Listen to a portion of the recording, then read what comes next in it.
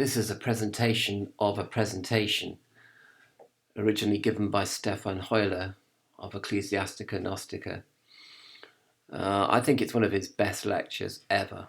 Like, brilliant, absolutely. I mean, his homilies are brilliant, but this lecture is really great. It's on Jungian synchronicity, which, as he reminds us, basically synchronicity has been with us forever. But Jung really pinpointed the phenomenon of synchronicity and gave it a psychological edge, if not even an explanation, really. So what is synchronicity? Well, as far as I can tell, it's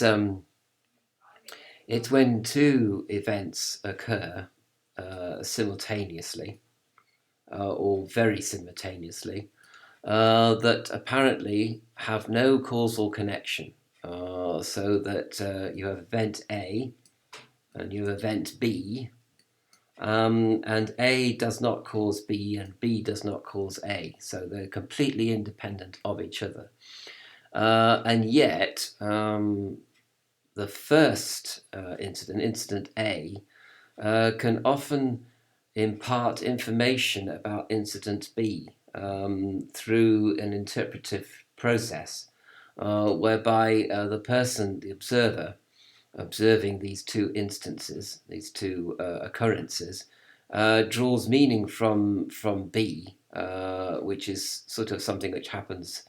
So they're doing something ordinary, and they receive insight into that situation or person or condition as a result of an interpretation of meaning. So they absorb the meaning of incident A, and incident A gives them extra information about incident B, you see, as far as I can tell.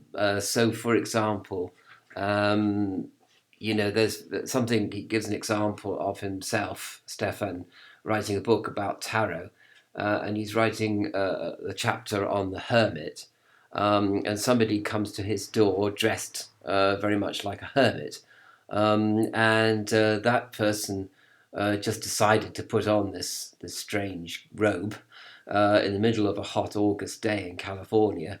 And they come to his door for no apparent reason, but they haven't seen him for a while. And these two instances occur. So Stefen is busy writing away on his chapter, and who should come to the door but somebody dressed as a hermit. And from these two, from the person at the door dressed as a hermit, Stefen draws meaning, draws extra information about what it is that he's doing. And perhaps it is that, he's, I don't know, he's writing as hermit and his chapter on the hermit, and perhaps he's having slight doubts in his mind about finishing the project or continuing with it. Or perhaps he doesn't think people will be interested in it, and perhaps he's having doubts about his own knowledge base, and his own powers of expression. Very slight doubts, and perhaps in the unconscious part of his mind. And perhaps the meaning that he derives from the person coming to the door dressed as a hermit is that basically continue what you're doing. You're on the right tracks, Stefen. It's like the universe is telling him something. But the universe isn't telling him something. He's telling himself something based on the fact that he was writing about the hermit, which is incident B, and incident A is the person coming to the door, and that gives him extra information. That gives him sort of encouragement, maybe, or gives him, or reflects what he's doing in such a way that what he's doing becomes meaningful. Anyway, Stefen, he actually puts it a lot better than I do. Anyway. But the thing about it is that he goes on to talk about the fact that that you have to be receptive to synchronicity, to which I would add the adjective spontaneous.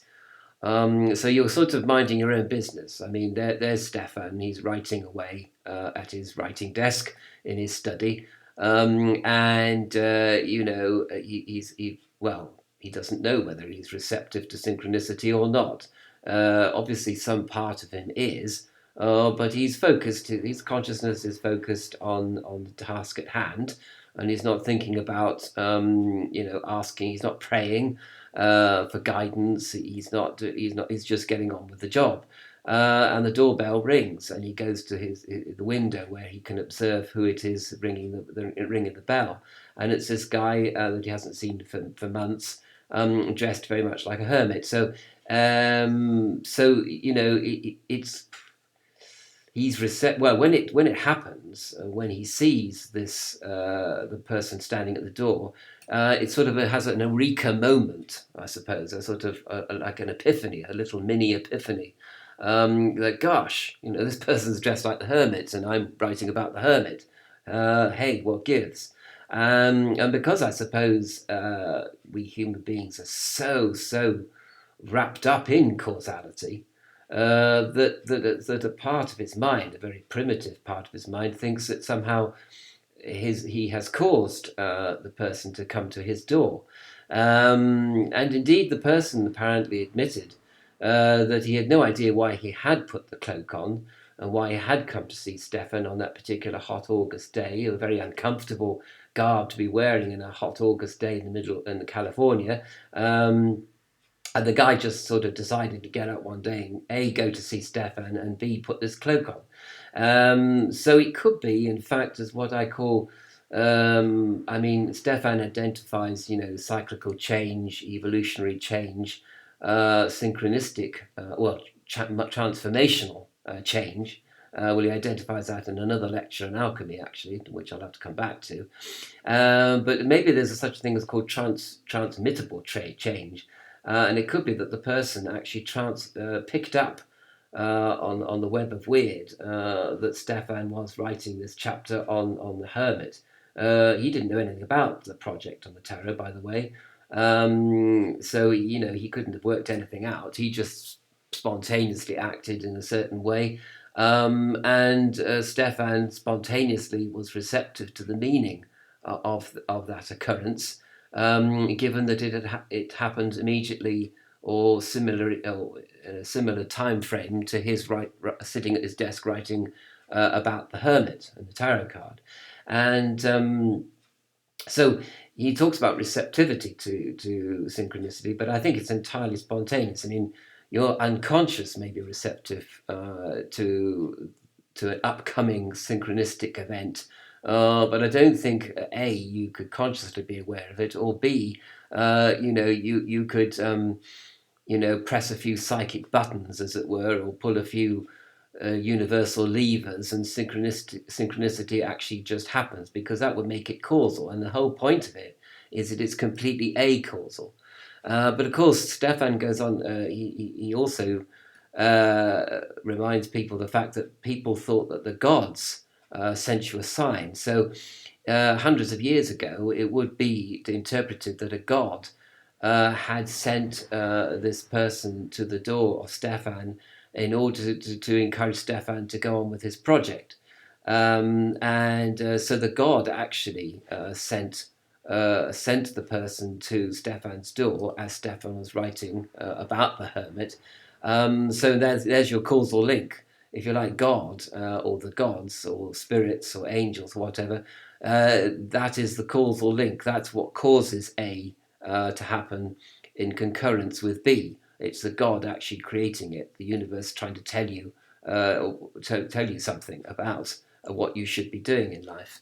And I've got here a kind of list of things here, which you probably noticed already, about what the sort of things that the universe might tell you to do in life, or your own unconscious is trying to tell you to do, and your conscious isn't taking any notice as usual, because by definition it's not in regular contact with your unconscious. I put subconscious here, but that's nonsense. It's actually unconscious. It's the things that go on in your mind. Your consciousness is like the tip of the iceberg, but what lies underneath, what lies beneath, is this consciousness of which you are unaware. And it might be telling you to do various things, like start doing this, initiate an activity, or stop doing what you're doing.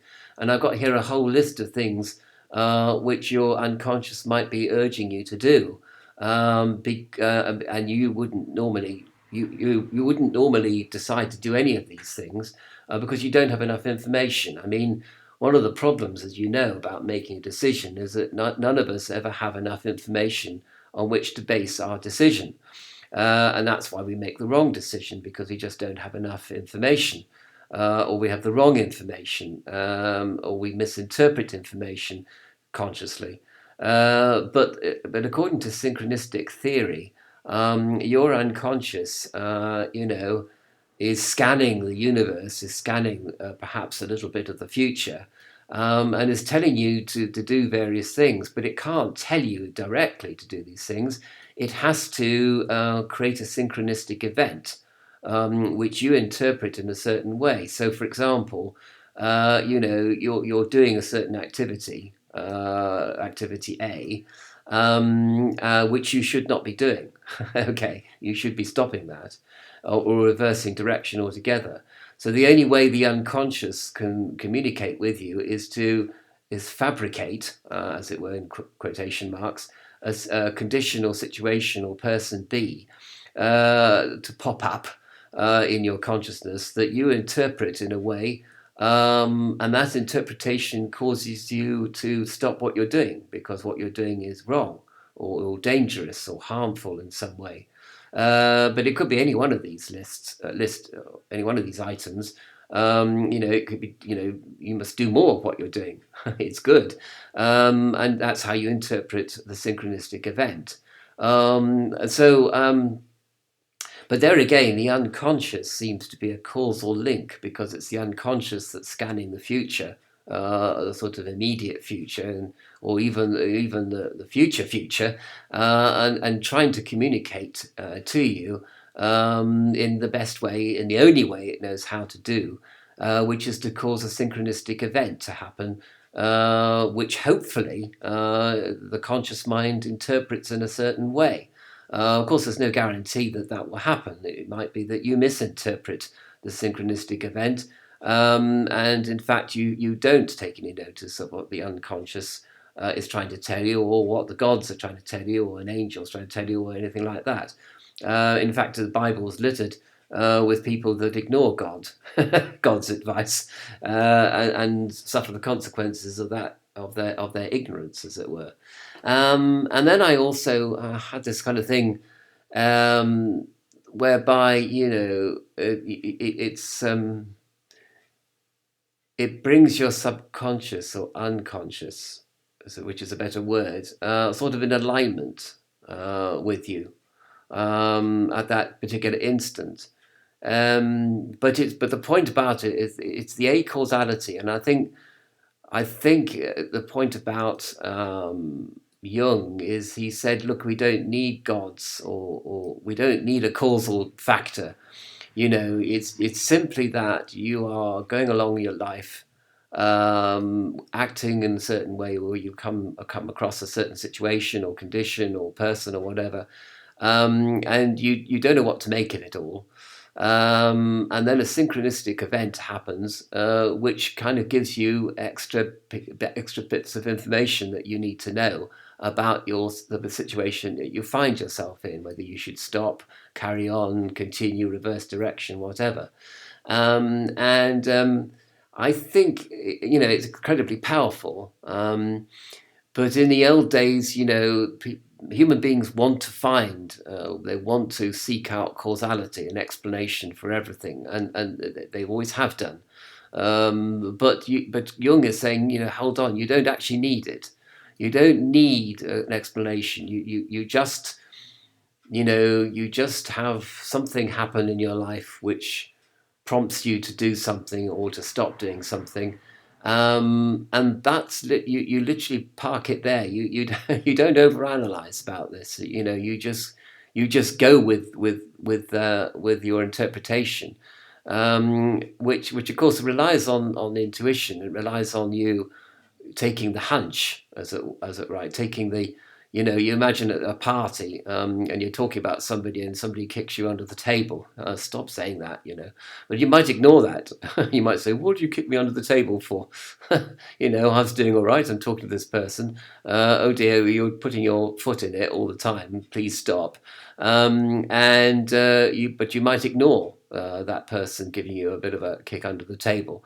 You might misinterpret the signal. What did they do that for?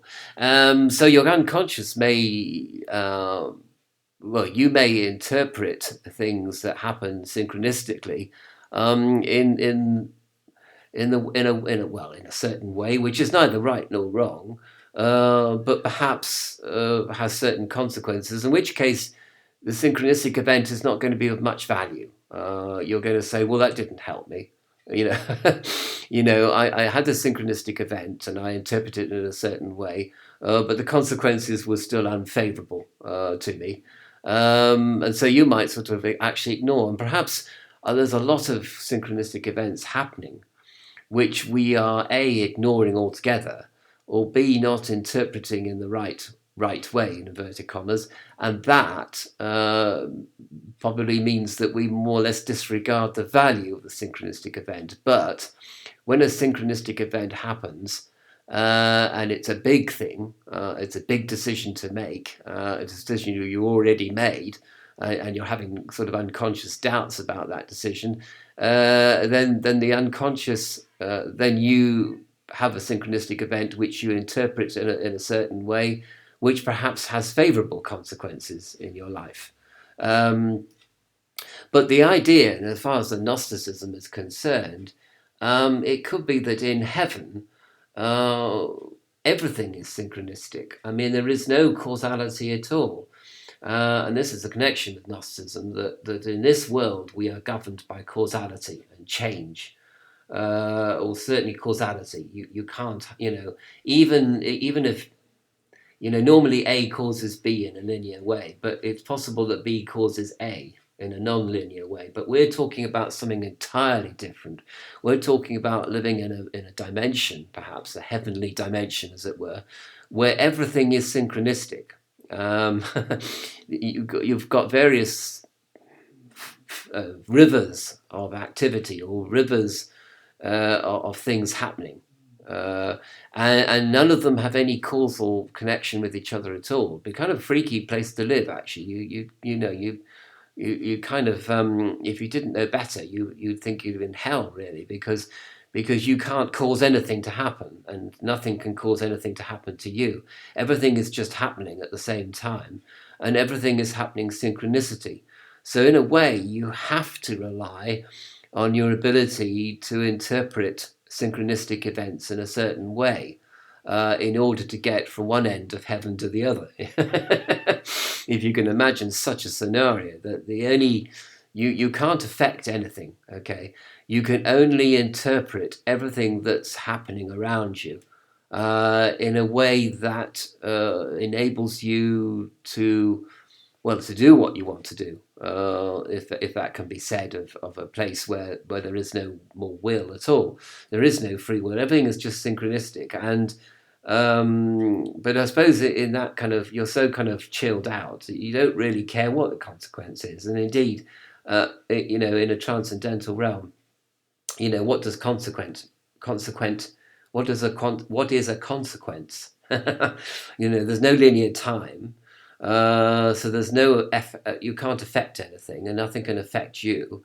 So it means that interpretation could be free, and you can just things just happen. It's a bit like improvisation in music. I mean, you flow from one idea to another, and everything is happening at the same time. Your left hand and your right hand are happening, if you're playing the piano, and things are just happening synchronistically. And then on the fly, you're interpreting a certain musical idea as it comes up. And then you would go to another idea, and then another idea would happen synchronistically. And from that idea, you go to another idea. So it's a bit like, you're improvising, really. So in this transcendental realm, ruled as it is by synchronicity rather than causality, you're not really doing anything. You're just literally you're just interpreting everything, and on the basis of that interpretation, other things are happening spontaneously around you, and you're completely receptive to every synchronistic event that's happening, because indeed, synchronistic events are the only events happening. There is no causality. So that would be a kind of vision of heaven, in quotation marks, based on synchronicity, because whereas synchronicity is extremely rare in our everyday lives, ruled as we are in the lower worlds by causality, synchronicity would be incredibly common in a transcendental realm. But perhaps there would be an occasional causal moment. Okay, perhaps with all this sort of sliding about, as if events were on skates in an ice rink. Perhaps sometimes it would be possible to cause something to happen. In the midst of all this synchronicity, you can get a causal you can have a causal connection, and if you have a causal connection, you can decide that something will happen, and hey presto, it does happen.